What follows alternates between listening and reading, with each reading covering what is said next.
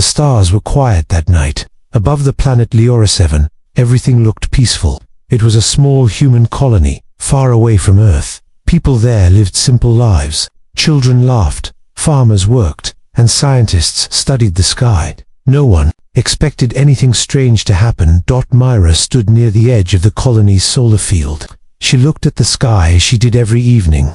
The air was fresh. Her little brother ran around her, trying to catch a butterfly. Everything felt normal, but then the sky changed. A sudden flash of blue light filled the clouds. Birds flew away. The wind stopped. People came out of their homes and looked up, confused. The lights in the houses flickered. Then, the colony's main screen turned on by itself. A red warning appeared. No one had seen that warning before. It said, "Colony link lost. Earth not responding." Mira picked up her brother and started walking back home. She felt strange inside, like something was not right. Her communicator didn't work. Her neighbors' voices became louder. Everyone was talking, asking questions. Then, for a moment, everything went silent. The sky turned dark. A loud hum came. From above, it wasn't thunder. It wasn't a storm. It was something else. A shadow moved across the clouds. Then all the lights went out. That was the last time Earth heard from Liora-7.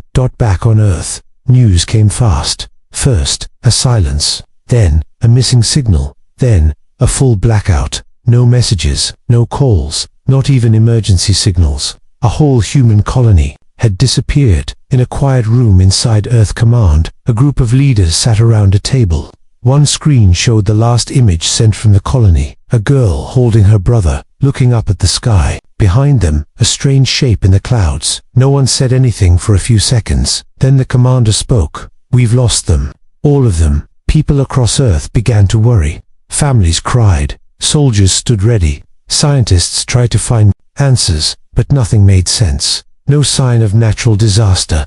No signal of warning. No alien message. A few hours later, Earth received a strange signal. It was short, just a few words. It said, "The humans were a mistake." The message shocked everyone. Who sent it? Why? What did it mean? The words repeated again and again. The same signal reached Mars base, Saturn station, and even the far ships near the edge of the system. Always the same message. People were angry. People were afraid. But most of all, they were quiet. Because deep inside, they knew something bigger had started. In the military zone, a woman in a dark uniform stood silently. She hadn't spoken in years. Not since the last war.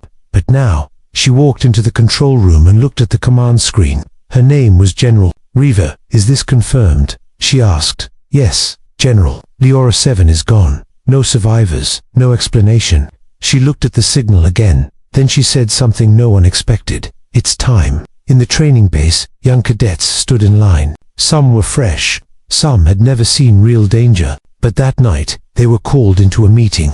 A tall officer stood in front of them. "You all joined to protect," he said. "Now you must stand for something more. Someone out there thinks we are weak. Someone out there believes they can harm humans and walk away." He paused and looked at them. They made a mistake. Meanwhile, Mira's last image spread across the networks. Her face, her brother's eyes, the shadow above them. People across Earth saw it. Some cried, some prayed, some stayed up all night, waiting to hear more. But the stars were silent again, until a small ship, hidden in deep space, sent a private message back to Earth. "We saw what happened. We know who did it, and we know why." The message came from an unknown source, but the words were clear. "Be ready. Earth will not be next." And that's when Earth stopped being silent. Quietly, ships began to move. Codes were sent. Old plans were opened. Hidden projects, forgotten weapons, secret missions all prepared. Because something had changed. The enemy made their first mistake, and Earth was about to answer. The names were endless. Every hour a new list appeared. Scientists, farmers, teachers, children. Each one had a name. Each one was gone. The halls of Earth Command were quiet, filled with the soft sound of papers, printing and screens blinking. No one spoke loudly. No one smiled. The world had changed, and everyone could feel it. In a dark room beneath the capital, General Reva stood alone. She looked at the wall where all the names of Leora 7's people were being added, one by one. There were no faces, only names and ages. The youngest was just 2 years old.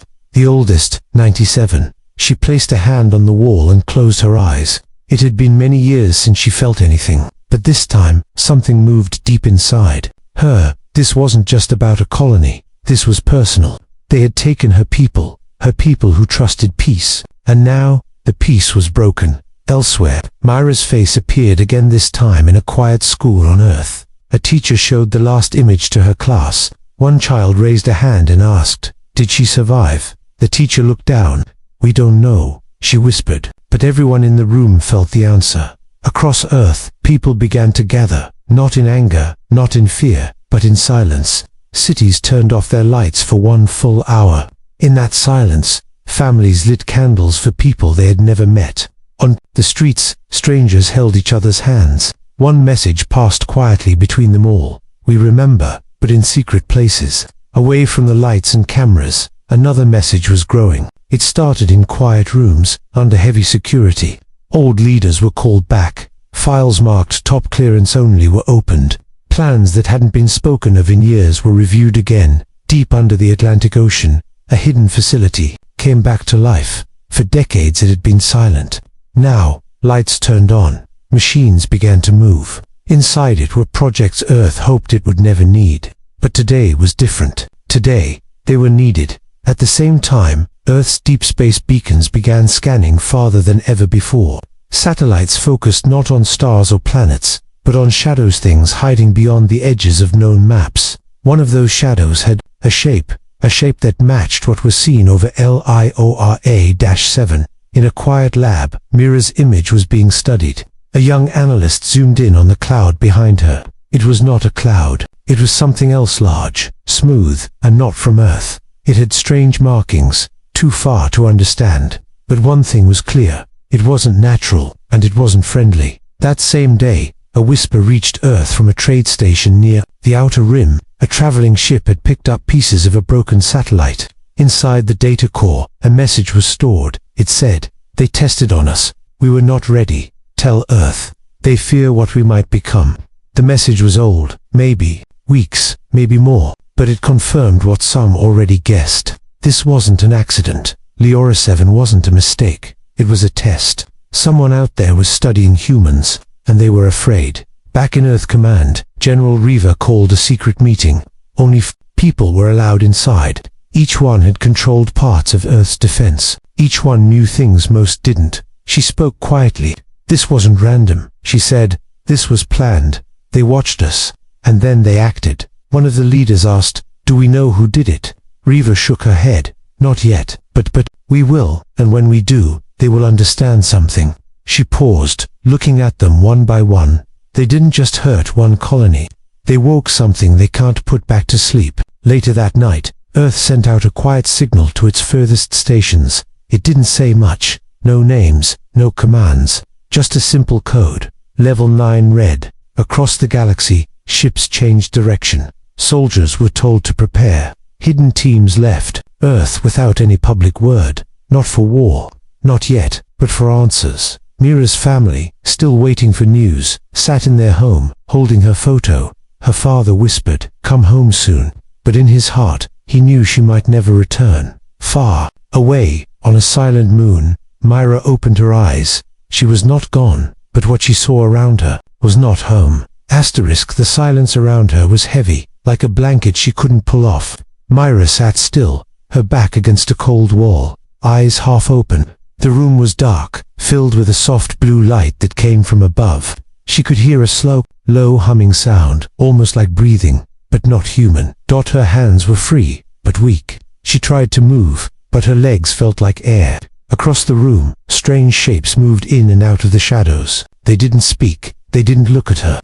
They just worked, pressing buttons, studying screens, checking readings. Every now and then, one would pause and look in her direction, but only for a moment. Mira didn't know how much time had passed. There was no window, no clock, just the same humming, the same shadows. But she remembered LIORA-7. She remembered the sky changing, the warning, the stillness. She remembered holding her brother. After that, nothing. Just darkness. A soft sound broke the silence. A door opened behind her with a gentle hiss. A different shape entered, taller, slower. It moved straight toward her and stopped only a few feet away. Then, for the first time, she heard something that sounded like speech, but it wasn't clear. Not in any language she knew. It was like a song with no words. But Myra listened. She watched. The figure raised a hand and placed it on the wall. A soft image appeared, a map of stars, then a symbol. That same symbol that appeared in the sky over LIORA-7. Mirror. Single quotes. Eyes narrowed. She didn't understand the language, but she understood one thing. This was not the first time they had done this. Somewhere deep inside her, something sparked. She didn't feel like a prisoner. She felt like a witness to something the rest of Earth had only started to guess. Back on Earth, the Deep Space Scout ship Drift 1 moved through the edge of known space. It had left 2 days ago after the emergency signal from Earth Command. On board were only 4 people, each hand-picked: a pilot, a tech officer, a linguist, and a quiet man named Cade, who never said why he was there. They had been scanning the far sector, near where the last signal from Leora 7 faded. It was a place most maps left empty, but Drift 1 picked up something strange, a trail, like a soft path in the stars. Not light, not sound, but something.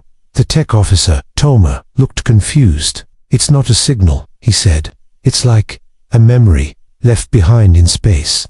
The linguist tried to decode it. "It's repeating," she said. "Same pattern, again and again, almost like a heartbeat." They followed the trail, and soon, the stars began to change. The space around them felt different, quieter, as if even light didn't want to move too fast here. Then they saw it, a shape, floating between moons. It wasn't a ship, not fully, more like a shell, with parts that moved without engines. It had no lights, no sound, but the moment Drift 1 approached, it responded. A slow opening appeared, like a door with no edges. Inside, they found air, temperature, gravity, everything. Just ...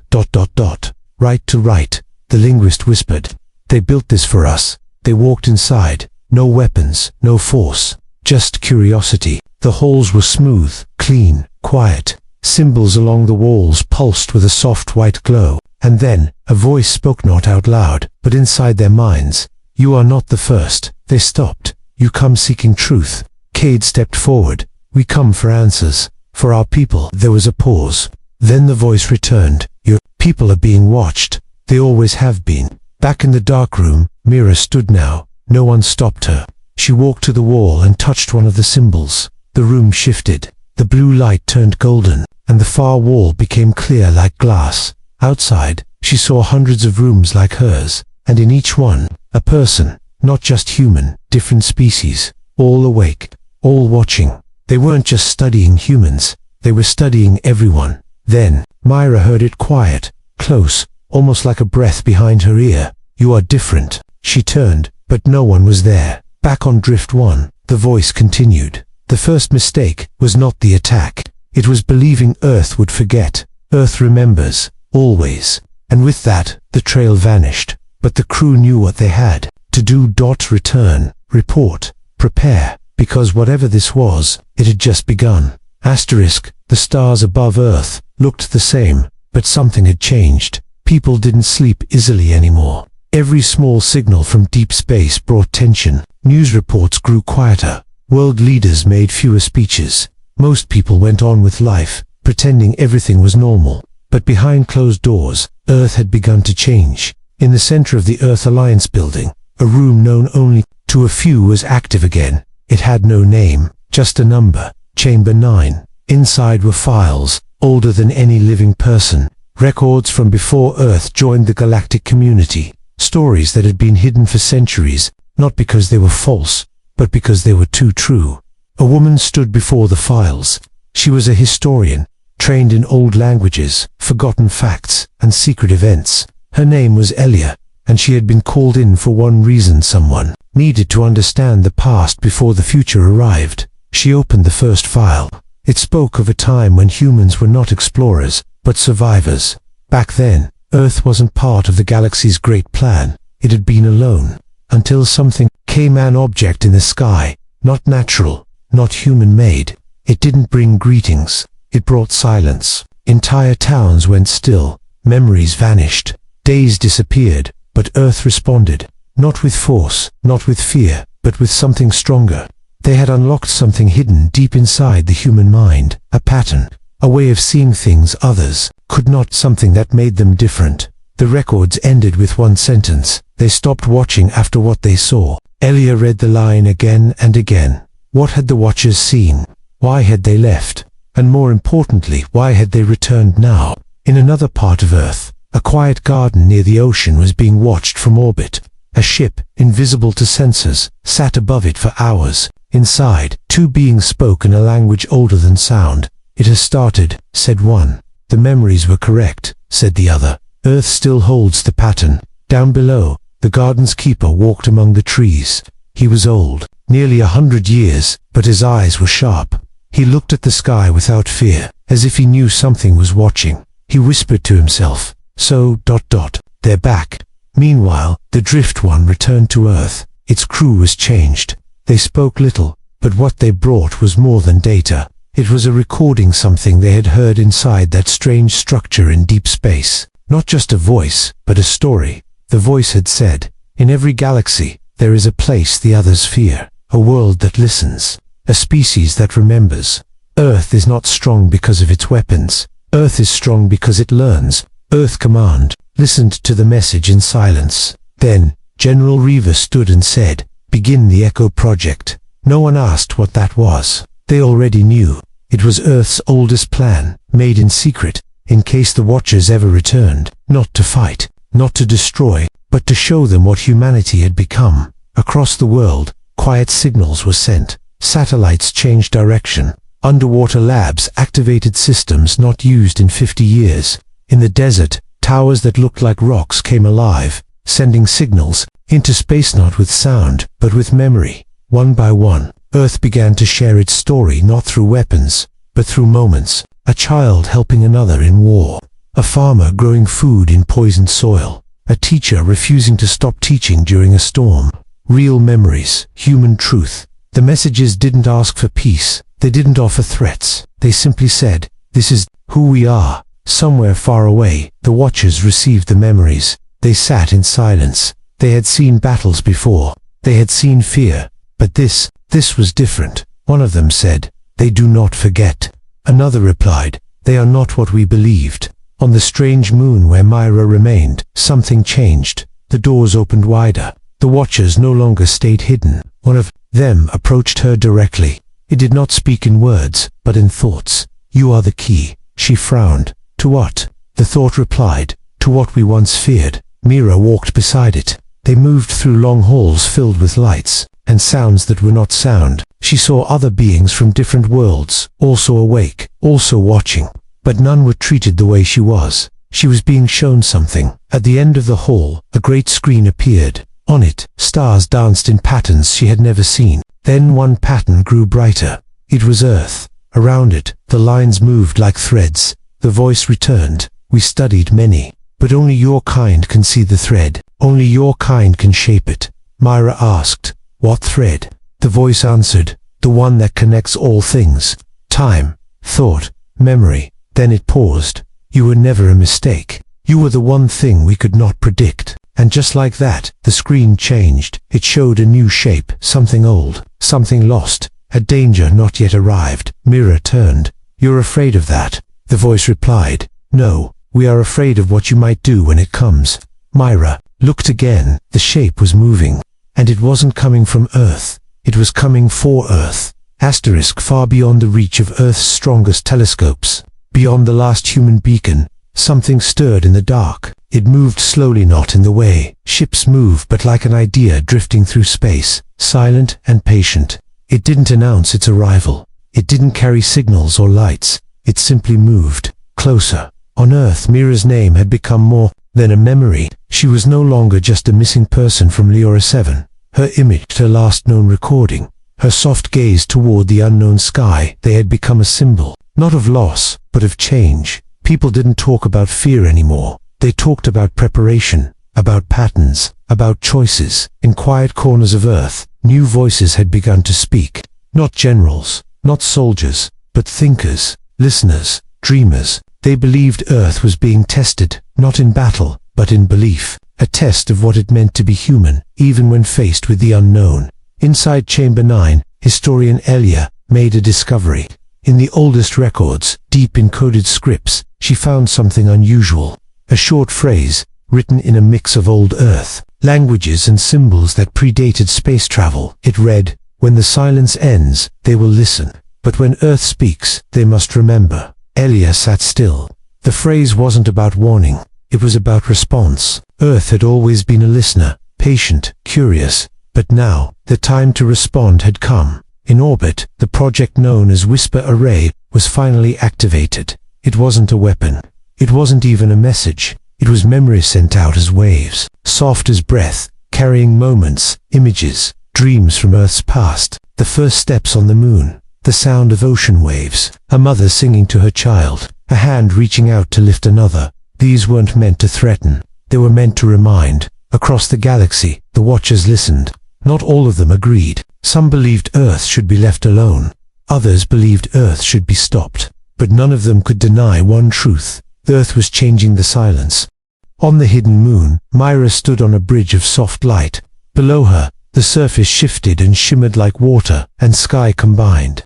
Around her, beings from other worlds watched quietly, each uncertain what her presence meant. She felt it tooth a shift. The space around her no longer felt like a place of control. It felt like a doorway. The watchers had begun to share more with her, their history, their fears, their limits. But something they said stayed in her mind. "We do not understand your response," one had told her. "Most species seek to protect. But you remember. You hold memory like fire." Myra didn't answer. She didn't have the words. But deep inside, she began to feel something growing. Not fear, not anger, but purpose. Then, late one night, she was taken to a chamber she had never seen before. Inside, the walls were made of shifting images, stars, forming, collapsing, rising, again, and in the center, a shape floated gently. It looked like nothing she had ever seen. It was smooth, faintly glowing, and familiar. She stepped closer, and as she did, it responded, not in sound, not in light, but in feeling. She saw flashes in her mind. The first fire on Earth, the first map drawn in the dirt, the first person who looked up and wondered what lay beyond the stars. This object, this thing wasn't alien. It was a mirror dot. It had been made long ago. Not by machines, not by science, but by thought, by the force of memory itself. A memory Earth had unknowingly left behind, and the watchers had found it. One of them stepped forward. "This is what began everything. This is what made us afraid. You left something behind, not a tool, not a signal, a trace of what you might become." Myra looked at the object again. It didn't speak, but she felt something rise within her, like a story unfolding, one that had never ended. Back on Earth, the Whisper Array picked up something unexpected, a return signal, but it wasn't a message. It was a warning, a slow, repeating pulse that came from far outside the Watcher's territory. Something older, something hidden, something even they had not seen in a very long time. Earth Command gathered. Quickly, General Reaver stood beside Elia, both reading the data. "It's not from them," Elia said. "No," Reaver agreed. "It's coming for them, and we're in its path." Across the sky, a soft shimmer moved like the stars were shifting. In rhythm, then a voice, clear but distant, echoed through every listening post. "You were never meant to wake." The signal ended, but its meaning remained. Something else was coming, and this time, even the watchers didn't understand it. The message left an echo that never truly faded. "You were never meant to wake." These words circled the Earth's listening systems like a quiet wave, slipping into minds and systems with no need for volume. It was not a threat. It was something deeper, like a memory forgotten by time itself. At first, Earth's leaders tried to explain it. Maybe it was a trick, maybe a leftover transmission, maybe something old rebroadcast from an unknown source. But the feeling it carried told a different story. It felt recent, it felt real, and it felt directed not only at Earth, but at anyone who had dared to listen. In the high orbit of Jupiter's shadow, a quiet satellite turned its dish slightly, just a few degrees. No one gave it the command. It moved on its own, as if responding to something older than code. Then it shut itself down, not from failure, but by choice. Inside Chamber 9, Elia placed her hands on a new file. It wasn't digital. It wasn't even stored on Earth's main servers. It was kept in a locked, airtight box, never opened, never read. Until now. She slowly unwrapped the pages. They were handwritten, faded, but clear enough to read. It told of a moment in Earth's early space days, before colonies, before the wider galaxy knew humans existed. A probe had gone beyond the edge of the solar system. It disappeared. Then, months later, it returned damaged, silent, but intact. Most thought it was just space interference, but the one who found it wrote something in the log. It came back colder than space, like it had seen something and didn't want to tell us. That line had never made it into the public records. Now, Elia read it again, slowly. The same sense of unease crept into her thoughts. Something was returning, but not from the outside. From a place deeper beyond space, beyond light, on the hidden moon, Myra was shown more. The Watchers had changed. They no longer saw her as just a visitor. She was part of something they didn't fully understand. Some among them believed she had come at the right time. Others thought she was a signal, just like the one Earth had received. They brought her to a chamber filled with soft light, where sound didn't work in the usual way.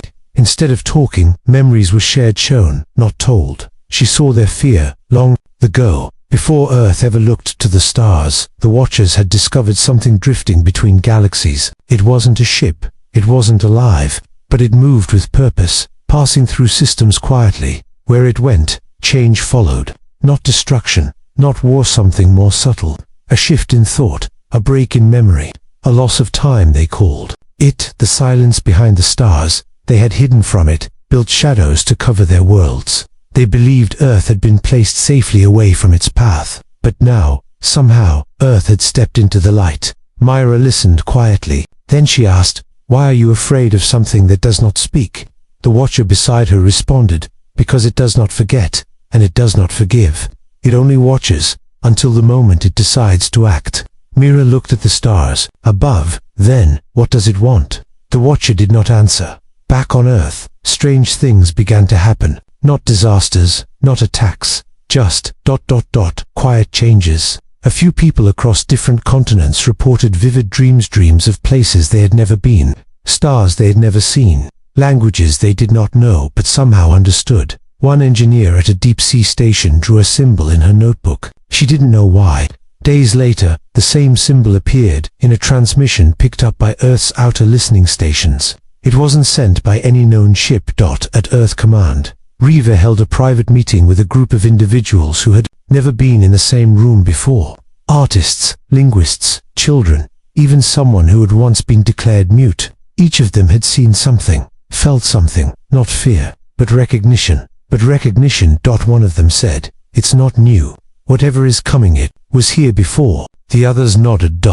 Then a small object entered Earth's orbit. It did not fly. It simply arrived, like it had always been there, just waiting to be noticed. No signal, no power. Inside it, scientists found only a single stone, polished smooth, warm to the touch. Etched into its surface were words in Earth's oldest language. It read, "What you carry inside you will decide the path of many." And at the bottom, "Remember the ones who never returned." Reva looked at the stone for a long time.